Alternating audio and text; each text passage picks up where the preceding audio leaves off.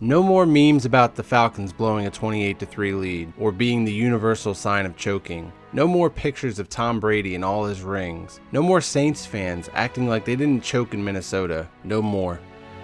After this year, all that stuff is over.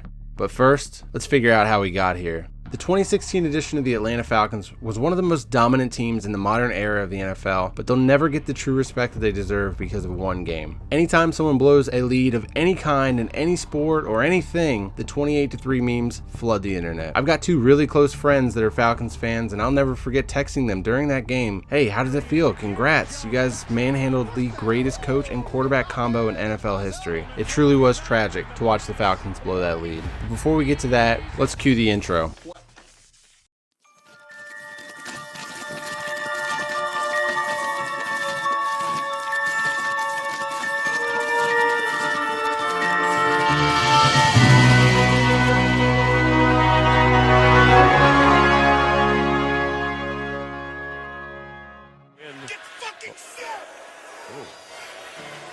Before we go over what went wrong with 2018 Falcons, I want to explain what we're going to be doing here today all together. This is the second version of this video that I've done. The first one was about the Browns, and some people are probably going to be asking, well, how can you say the two teams are going to win the Super Bowl? Well, this isn't really me saying that this team is going to win the Super Bowl. This is my version of Drew Magary's Why Your Team Sucks. I don't know if anyone's seen that on Deadspin before. That's been one of my favorite articles since I was a kid, or as long as he's been doing it. This is sort of the reverse version of that. This is why I think your team is going to be awesome. It allows me to sink myself into a position where I am buying in 100% for a team, and I'm trying to now sell you on them. If you didn't see the Browns version, I urge you when you're done with this video to go and check that one out. And if this is your first time here, please like and subscribe if you like these videos. I'm doing at least a video a week from here until the rest of the NFL season. And if we hit our goal of 1,000 likes, I'll keep doing these Super Bowl style previews of teams. Comment with your team below if you think I should do them next. I've got a couple of cool things planned for this season. One of them is going to be my weekly pick'em that I did last year, and then the other one's going to be this really cool fantasy football league. And it's not going to be just any old league for my subscribers. It's going to be a club where we have multiple leagues and we all come together, and some of us will be in multiple leagues also, some of us will only be in one league, but it's going to be based out of my Discord channel. So go ahead and hit the link in the description below. There's also a questionnaire, so please fill that out so it'll help me figure out where you would be best suited to participate in one of these fantasy football leagues. I go into more detail about this whole league in my very last video called How to Start a Fantasy Football League. So if you're interested in that, go check that out if you want more info, or you can just fill out the questionnaire and join the Discord, and we will get started here in the next few weeks. With that said, let's get started with the 2018 recap of the Atlanta Falcons. Since their 2016 Super Bowl season, the Falcons have been a relatively healthy team, but 2018, that injury fortune caught up with them big time, and the Falcons were devastated along the defensive side of the ball. After a brutal 3-game stretch to open the season, the injuries finally caught up to Falcons in Week 4, starting with a tragic loss at home to the Bengals. The Falcons' misfortune against the AFC North continued the following week on the road against the Steelers, losing 41-17 in a game where the defense had no answer for James Conner, which opened things up for the passing game to just torch their secondary. The Falcons managed to get back to a 500 record just in time for them to suffer probably their worst loss of the season, Week 10 against the Browns. The Browns were 2-6-1 at the time, and they saw a chance to knock off a team that wasn't too far removed from a Super Bowl berth in front of their home crowd, which ended up being their best win of the season. The Falcons went on after that to lose 5 in a row altogether, but finished the year with 3 straight wins in December once they started to get their guys back from injury just in time to ruin their draft positioning. Biggest benefit from the injuries, though, was providing a chance for the Falcons' depth to get tested and show what these guys have got. Foye Oluokun and DeMonte Casey, they showed what they've got, and those guys can play. They're going to provide crucial depth at linebacker and defensive back during the 2019 season. I don't want to spend too much time on the 2018 version of them because I'm sure that is a bit of a sore spot for you Falcons fans. Let's jump right into this 2019 roster and what we've got and why I think that this is a Super Bowl roster.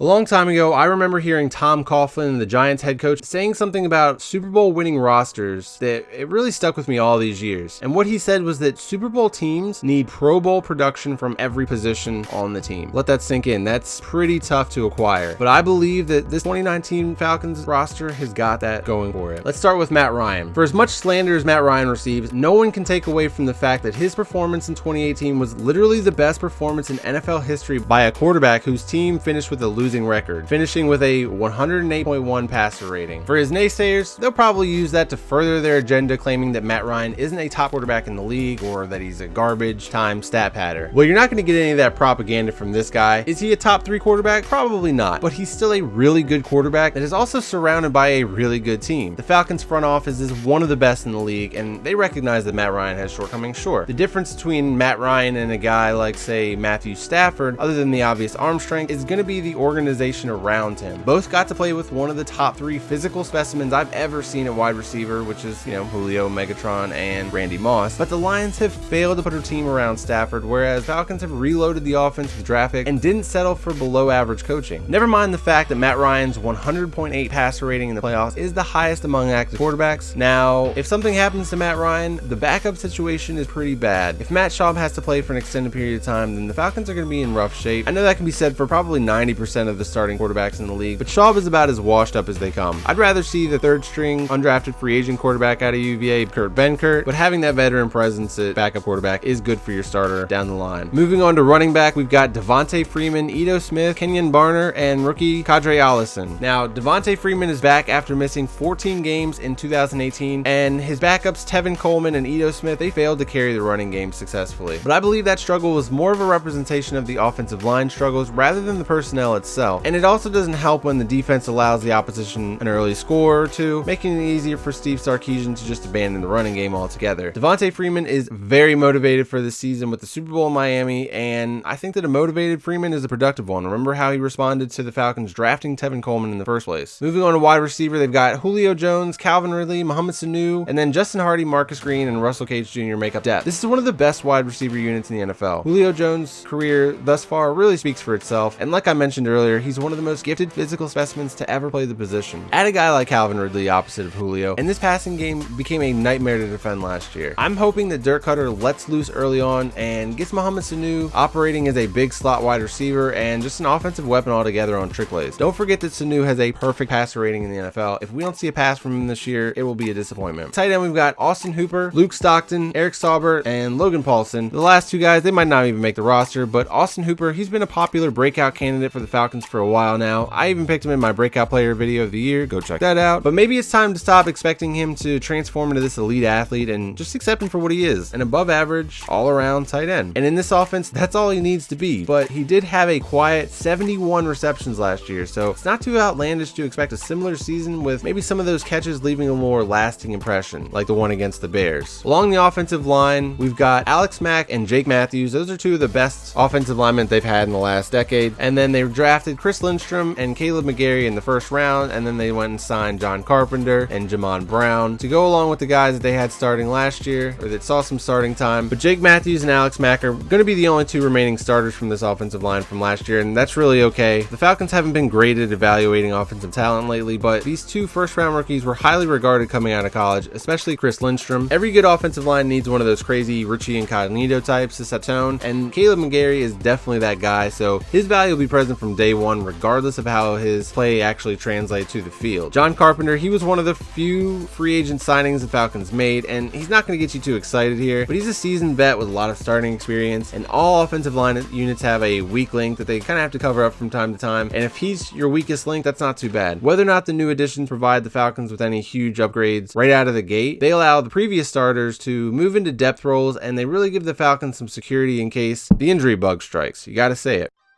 Moving on to the defense, this is a small and fast unit. They finished as the 31st ranked defense last year, but I expect them to take a big step forward this year. This defensive line has the talent to be one of the best units in the league. They haven't performed like one, at least not everybody at the same time. The stars are aligning for this to be their best year yet, because there's no better motivation for NFL players than a chance at a Super Bowl in a contract year. Grady Jarrett and Vic Beasley have the potential to elevate this pass rush and then cash in after a Super Bowl win. I really shouldn't lump Grady Jarrett into the same sentence as Vic Beasley though, because Grady Jarrett's been pulling his weight, whereas Vic Beasley has been a tragic disappointment after one season of all-pro production where he had, I think, 14 sacks or so. At linebacker, this unit's got to be one of the fastest, if not the fastest in the league. All major contributors have the speed to keep up the O.J. Howards of the league, which is key for them, although they lack the traditional size. Deion Jones is crucial to this defense, and I think that he proved that last year. It's imperative that he stays healthy for them to have a chance, but let's assume that last year was just a fluke. His absence allowed 6th-round pick Foye Oluokun to get some good game action in. Devondre Campbell is a physical freak and has gotten better every year in the league. Really, besides injuries, Duke Riley is the only guy here not playing up to their potential. He's got speed for days like everybody else in this linebacking room, but it's all about the light turning on upstairs for this guy. He is entering his 3rd year, and Deion Jones back in the middle. You can expect Duke Riley to have probably his best season yet in 2019, but honestly, that's not even saying much. That could all change if Foye Oluokun is going to be ready to pick up the slack. Duke Riley doesn't make enough progress. Could even slide in as the starter for them. Defensive back, they faced a lot of injuries last year, and there's not a lot of defenses that could weather a storm with both starting safeties missing time. Keanu Neal's value was truly on display last year, and I'd love to see more of him and DeMonte Casey on the field at the same time. Desmond Trufant, he doesn't get the national respect he probably should, but injuries and inconsistent play are mostly to blame. If he gets his body right, he's going to have a shot to prove himself with games against Stephon Diggs, DeAndre Hopkins, Alshon Jeffrey, T.Y. Hilton, and then of course Michael Thomas and Mike Evans twice a year. He's actually not even a ideal fit for this defense, so the fact that he is able to succeed and play well is testament to his overall talent also. And Isaiah Oliver, he should be an improved player in his 2nd season, and then with Robert Alford gone, that should be an improvement on itself. And then you've got Kendall Sheffield, who is a very intriguing athletic rookie prospect out of Ohio State. Now, I didn't address the specialists in the Browns version of this because, you know, they're specialists, but after that hit on Kenyon Barner in week 16 against the Panthers, and then to flex on him like that, well, I had to include that in this. Oh, and now Matt Bosher and Kenyon Barner are our teammates, so that's probably pretty awkward for them. Now, this coaching staff, they made some changes this year. They fired offensive coordinator Steve Sarkisian. Dirk Hutter's back as offensive coordinator after his success earned him the head coach role in Tampa Bay. And then Mike Mularkey is in as the tight end coach. So the offense has some quality veteran coaches that are going to get the most out of this offense. That's going to be necessary with head coach Dan Quinn taking over defensive coordinator responsibilities, since that is his specialty. And he just can't be the head coach of a team with a bottom feeder defense like last year, regardless of the personnel. Now, when we take a look at the Falcons' schedule, this is no joke here. They start off with a tough game on the road in Minnesota, and then really they don't have a quote-unquote easy game until week 6 at Cardinals, which who knows what that team is going to look like, what that offense is going to look like, and crazy things happen in the desert, trust me, I know. And then with the Rams and Seahawks, and they finally get to catch their breath in week 9, only to go on the road against the Saints, Panthers, and the Buccaneers are another one of the lower quality teams on this schedule, and they've got them twice, but being in division rival, you just never know with those types of games. And then they've got the Saints and Panthers again back to back, and then at the 49ers, one of the few games they actually have to play outdoors on the road, which is something that I think is really going to be going well for this team, is that they're really good indoors. And if you look at a majority of their road games, they're all indoors except for the last 3 here, and 2 of them are in environments they're pretty familiar with playing in, and the weather shouldn't be awful, especially playing the Buccaneers in December. That should actually be pretty nice out, perfect ball weather. Then the Jaguars, sandwiched in there in week 16, that's no joke either. So the Falcons are really going to need to hope that some of these teams fall off a little bit, or that something catastrophic happens, because right now it's really only looking like they've got 2 or 3 games that are going to be pretty easy gimmies. So they're going to be needing to execute on all 3 phases. Now, while their schedule looks like a gauntlet, even if they come through and make playoffs at 10-6, they're going to be well battle tested to make a run in the playoffs. So I think that having a tough schedule like this actually makes it better for you in the long run when you're trying to make that run.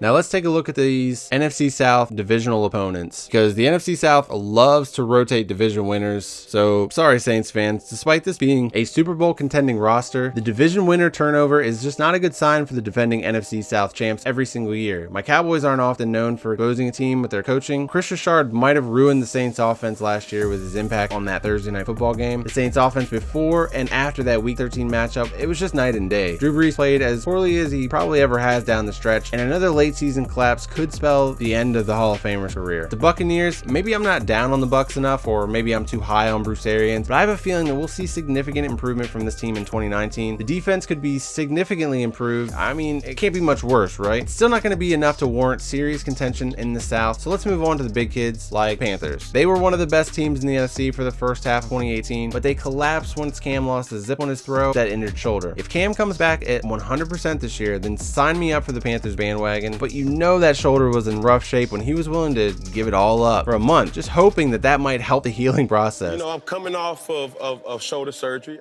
and then March, I'm given, I hope this is an adult crowd, it looked like it is, no sure. Climax.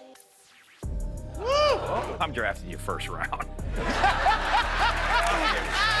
Part of me is concerned that he could have the velocity of Chad Pennington after his surgery. Cam Newton is a freak of nature, so with the extended time to recover, he could be fine. This is the team to really watch out for in the NFC South. Now let's see how they match up the NFC contenders outside of the division. The Rams, they're the reigning NFC champs. They went all in for a Super Bowl in 2018. It got them there. The boy genius went up against the greatest head coach in NFL history and got a lesson for the ages. Sadly, Todd Gurley's knees probably seen better days now, and I just don't see the Rams offense functioning quite the same without him down the stretch. I think that he is going to be what got them to that point, got them to that elite status, got them that bye week. They were able to make it through a few games without him playing at his top level, but without Todd Gurley at 100%, I don't see how the Rams knock off Falcons. Cowboys, with Adrian Claiborne back, Falcons just need to unleash him on the Cowboys offensive line again, right? Psych. Y'all better realize that is not happening against Tyron Smith. Maybe on the other side against Lyle Collins, but hey, give me this matchup in the NFC Championship game, please. Moving on to the Seahawks, we've got their offensive coordinator Schottenheimer coming back again after that horrible performance in the playoffs where he just refused to throw the ball downfield. I doubt he's even able to come up with a game plan that's capable of keeping up this Falcons offense moving forward. And then the other team that I could see giving the Falcons some fits is the Bears, but everybody's praising Mitch Trubisky for not completely sucking in 2018 as if Patrick Mahomes didn't reinforce the fact the Bears royally screwed up on the pick by passing up on Mahomes and Deshaun Watson. Now, I don't hate Trubisky, stop saying that in the comments, but I don't know why the Giants got more hate for Daniel Jones than the Bears did for what I see as pretty similar moves. And then Watson and Mahomes, they were better prospects than Kyler Murray and Dwayne Haskins. I'll stop ranting about the offensively limited Bears for now.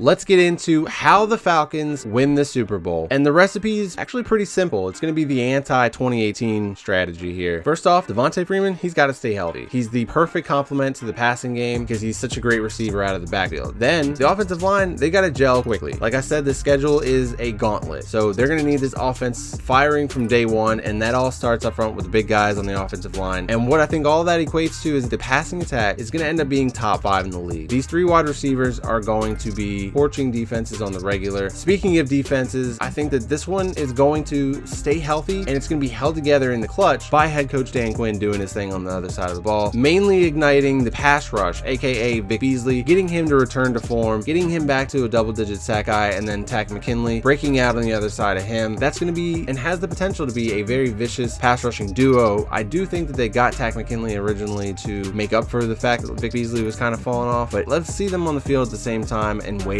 And once this team gets a nice lead on people and they force them into a one-dimensional offense, let Vic Beasley and Takk McKinley loose on the quarterbacks to shut these offenses down and secure wins for the Falcons moving forward. Moving on to the 2019-2020 Super Bowl, Super Bowl 54, Super Bowl LIV. Gonna be, oh, God help us if we have to watch the Patriots yet in another Super Bowl, but it would be such sweet poetry to have the Falcons back in the Super Bowl against the New England Patriots, complete the 28-3 redemption story. But I've got them actually matched up with the Chiefs in this one because I think these two offenses are going to be unstoppable this year, especially if Tyreek Hill does not face any kind of consequences for what potentially looks like it could have been a frame job. I don't know. In this, I have the Chiefs going back and forth in probably one of the best Super Bowls we've ever seen and hoist the Lombardi Trophy for the first time in NFL history in a game where Julio Jones torches this secondary and absolutely goes off because they've got nobody that can hang with him and wins Super Bowl MVP. That's going to do it for me, guys. I hope you enjoyed this. Please hit that like button if you enjoyed this. Subscribe if you're new to the channel. Subscribe if you're old to the channel. If you haven't subscribed yet, what are you doing? Check the description for the Fantasy Football Club. Hit the questionnaire so I can sort you out and put you in a league. Join the Discord channel. I would love to see you guys in there. This is the first time I'm really promoting that fantasy club, so if you're a bunch of Falcons fans joining this, we could end up having a ton of Falcons fans in there. So I'll probably need to make some other sort of neutral videos and recruit people into this league too, so that you guys aren't running the show here. But I appreciate you guys watching. Stay tuned for the next episode, and I will see you all in the next video.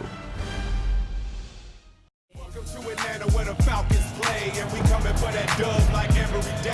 Big beats hit streets, see gangsters roaming, and parties don't stop till 8 in the morning. Now the party don't start till I walk in, and all I'm thinking about is the Super Bowl again. But in the meantime, in between time, it's been heavy on my mind since '99.